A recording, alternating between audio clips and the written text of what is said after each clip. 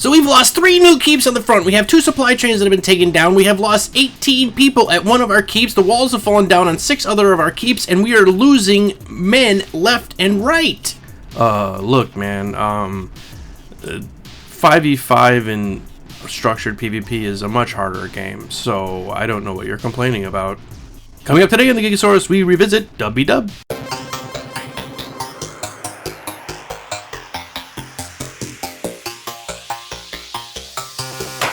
Before we get going too far into this, I want to let you know I already did a video on this, but the video was recorded in the very first beta weekend. I didn't have any footage of WvW, and I kept showing PvP and talking about WvW. So you can watch that video. I'll put the link up at the end of this video, and you can watch that one just for reference. So just WTF was that intro all about? Well, I do regular streaming on GuildWars2Live.com, and you can check me out over there from time to time. And when I was doing my streaming for the beta weekends, I did a ton of WvW. Matter of fact, I have over 2 hours of WvW video to show you, but I'm not going to because that would just be ridiculous. Anywho, during one of those streaming sessions, I was notified by a viewer that WvW took almost no skill, where the real skill was 5 versus 5. And I had to laugh a little bit inside. I almost sort of threw up a little bit in my mouth.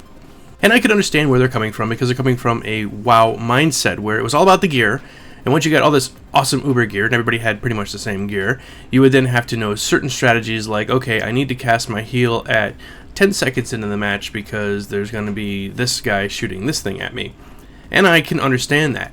But when you come to large-scale WvW, nothing comes close to this. Nothing at all. And you can be a hardcore PvPer, and I can appreciate that, but this takes a lot of strategy. So let's get into actual WvW and explaining what this is all about and why I feel so strongly about it. First off, let's cover what WvW is. It is a large-scale combat taking place on 4 maps. And the way the combat is set up is that you have 3 servers going against each other. Similar to what you would have in StarCraft 2, these servers are ranked on a ladder system. And in this system, they are earned points, and the points are totaled up after a 2-week period. So unlike a structured PvP match where at the end of the match it's out of a total, say, 500 points and it's all done, in World vs. World it is up to 3 million points that are tallied up over the 2-week period. At the end of the 2-week period, you're put into a gold, silver, or bronze league. Effectively, they don't tell you what the names of the leagues are, but we'll just call them gold, silver, and bronze, because if you're playing StarCraft 2, you would know what I'm talking about. The beauty of this system is that over time, you will get ranked and set into a group that you will be able to actually do something against. When the game first starts out, you might be going up against 2 gold servers, and you're going to be at the very, very bottom, and you will lose. That's okay, because after you've lost, you will be placed in an appropriate division. While you're hanging out down there in the Bronze League, your chances of winning has gone up significantly. So that basically covers how servers will go against each other. That's the overall view. Now let's go into the actual strategy that's involved in winning this game in the long term. This is a game of keeps and sieges and holding areas and all of that. So first off, the main objective is to take and hold a keep, and how you perform that is you go into a keep and you kill the keep's guild lord. Once the keep's guild lord is dead, you can claim the keep as your own, and if you're in a guild, your guild can claim that keep. Once you own a keep, you have to then upgrade it. You can upgrade the walls, you can upgrade the door, the main gate, or you can upgrade it by adding different types of siege equipment such as ballistas, arrow carts, and boiling oil. You can even purchase waypoints to be placed within the keep, which just adds to the ability for the keep to be defended, but it's one of the highest level of upgrades and costs a ton of money to get to. Okay, so now you've taken the keep, now what? Well, what's going to end up happening is one of the other 2 servers that are in your division will want to take that keep back and take it for themselves, because the more keeps you own, the more power you have within the entire WvW. Let's go through a quick scenario to describe how this is all going to work out. So you're in the keep, and we'll call the keep Bog Breath, and the server that's attacking you is called Eternal Grove. These are just made up names. You're in your keep with about 10 other players, let's say, and they're attacking you with about 35 players. They're bashing at your front gate. Inside your keep, you will have a stack of supply.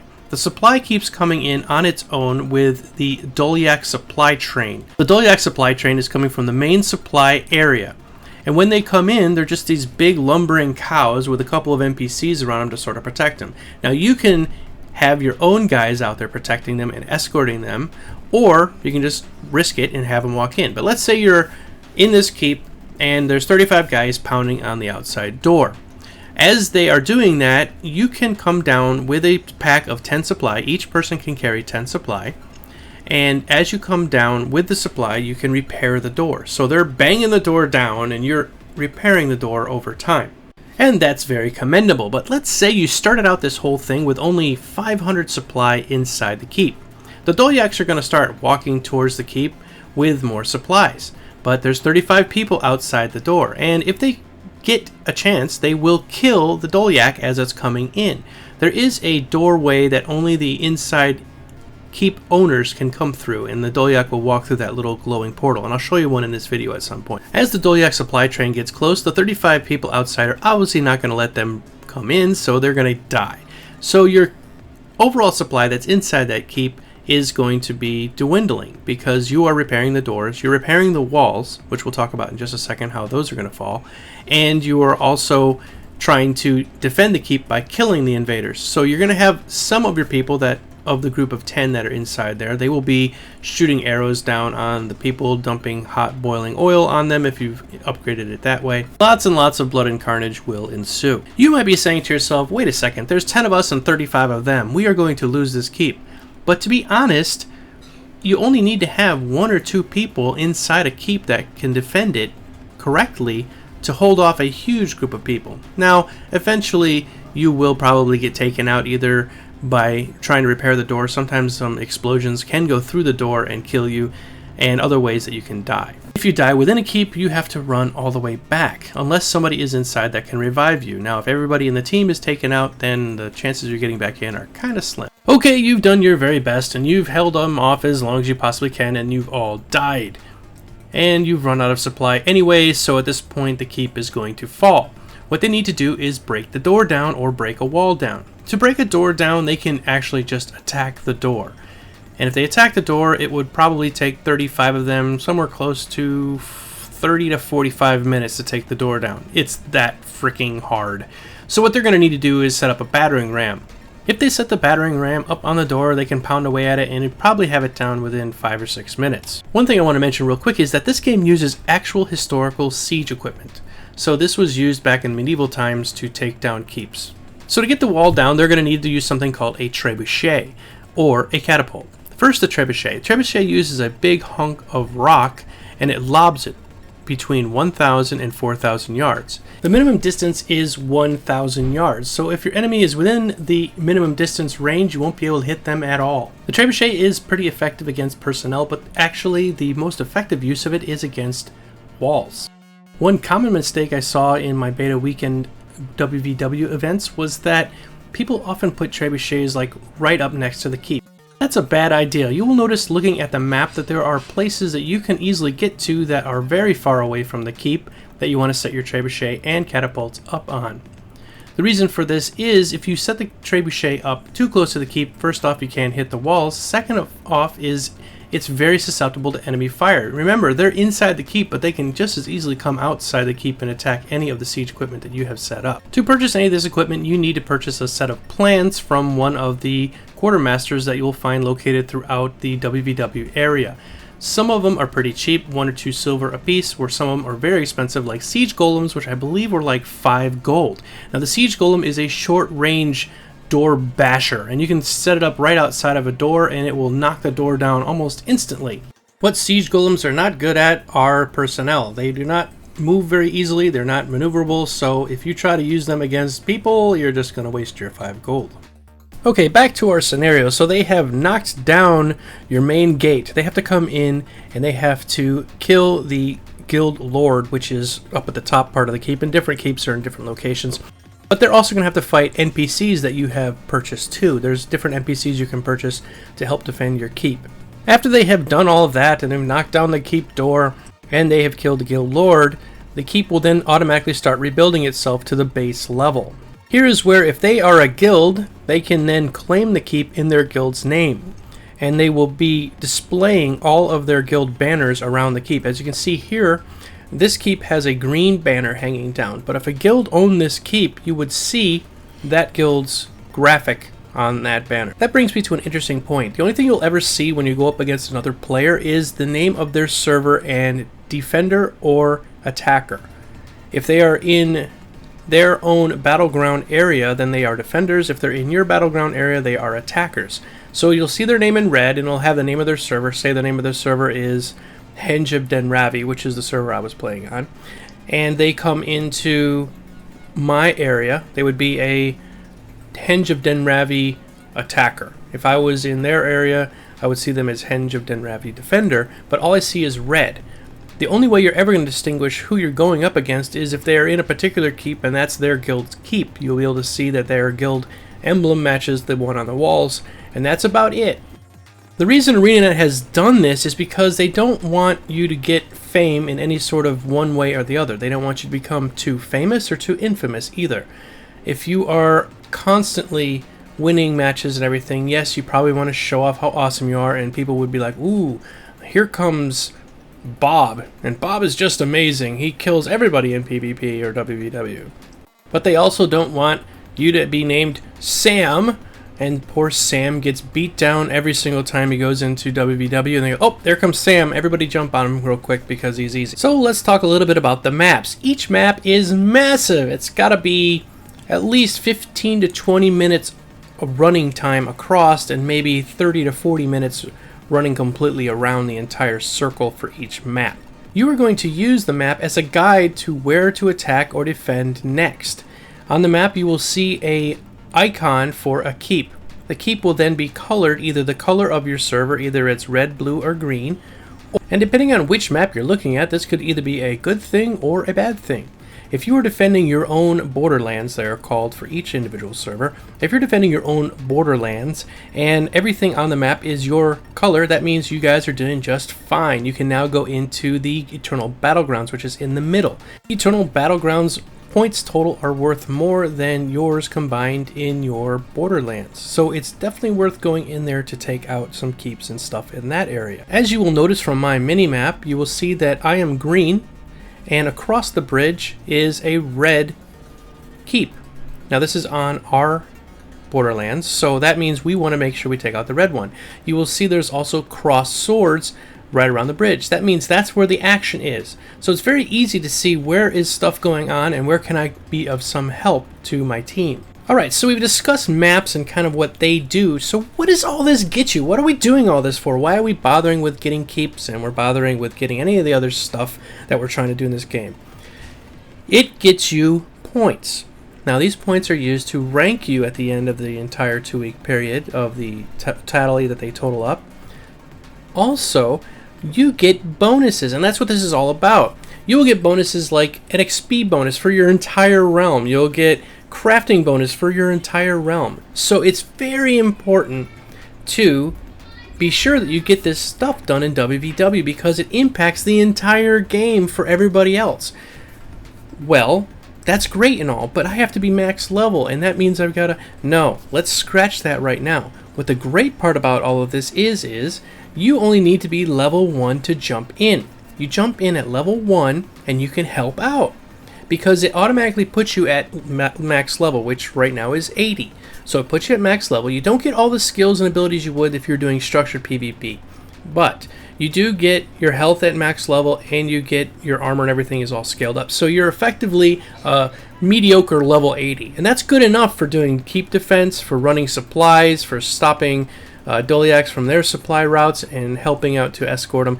All of that stuff can be done without being super awesome, okay? So because of this, everybody can help out. And so if you're losing a main keep that you absolutely need to keep in your Borderlands, you can put the call out in general chat on the main server saying, hey guys, we are getting hammered out here, we need some help, and people can just, I think it's 2 button clicks, be there to help out.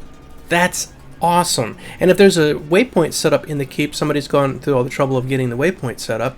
If there's a waypoint set up in the keep, then you just come there and click the waypoint and you're in that keep helping to defend right then. So it maybe takes you 5 to 10 seconds after they put the call out for you to actually be there and helping out. Let's talk about something else that's really great. Say you're just into this, you just love the whole heavy-duty strategy that's involved and all of that, and you just want to stick around here, but you're only like level 1. Can you stay here? Yes.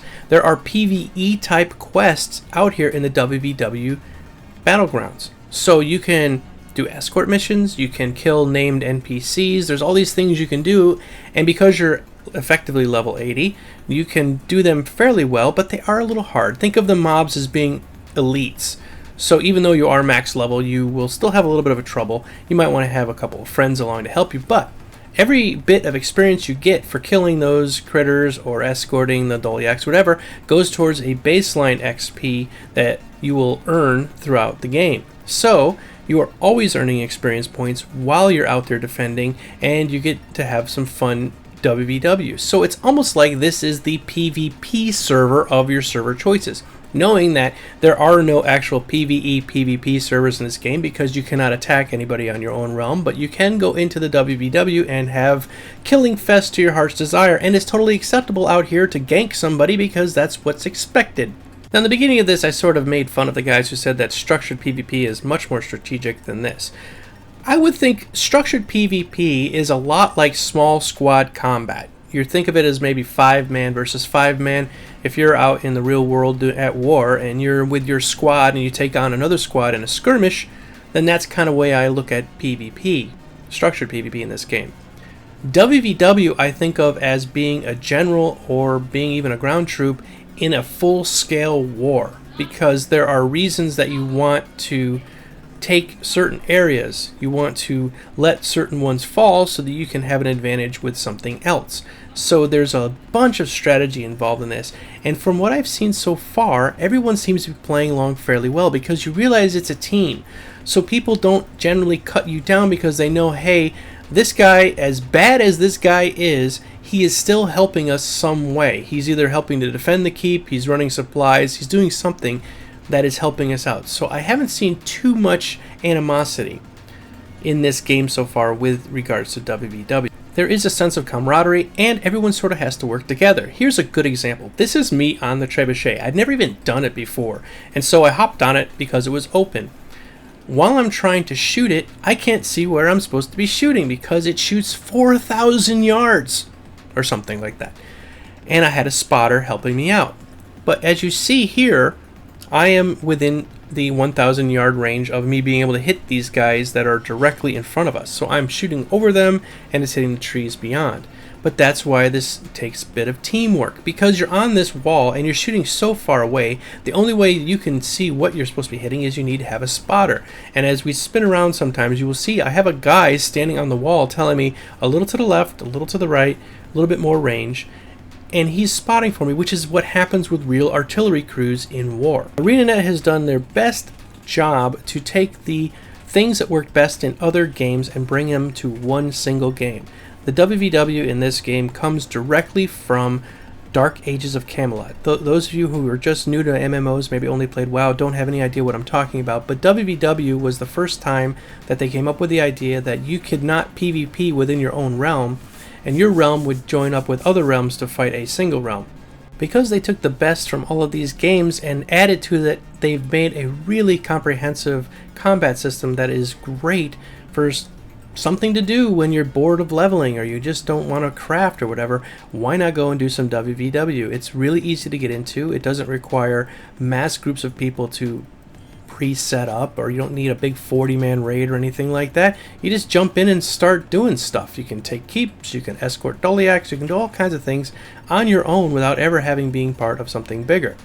But just know this, all the efforts that you do have an impact on the entire game for everybody else that's on your server. So it's almost kind of compassionate in a way, if that makes any kind of sense. While you're melting the faces off your opponents, you are helping Mr. Bunny Slayer back on your realm get experience a little bit faster. And besides that, there of course are achievements that you get for being out here too, which I don't even know all of them, but there's quite a bit I did see in the beta weekend. And as your server works its way up the ladder, you will get better and better as a WvW group. When this is all done and tallied up, you will have the knowledge and the pride that your server is ranked number 7 out of 50 different servers that are in the game. Maybe you're just awesome and you are the number 1 server in the game. ArenaNet will probably have some sort of reward for you for that season. Whatever it is, there will most assuredly be bragging rights to go around. So let's sum up what this is all about. WvW is grand warfare on a large scale. It involves several different servers attacking each other. It also involves a lot of strategy and a lot of planning and a bit of luck thrown in there on top. It pits generals against generals and troops against troops in a large, massive battle. And just realize this is only one aspect of Guild Wars 2. There are so many other things that you can do in this game, and that's why I think it's just gonna be awesome. So thanks a lot for watching, everybody. I've been rattling on for over 20 minutes now, and I appreciate you listening to me all this time. Please subscribe to my videos. Please share them with your friends, pass them out, make your grandmother watch them. It's important.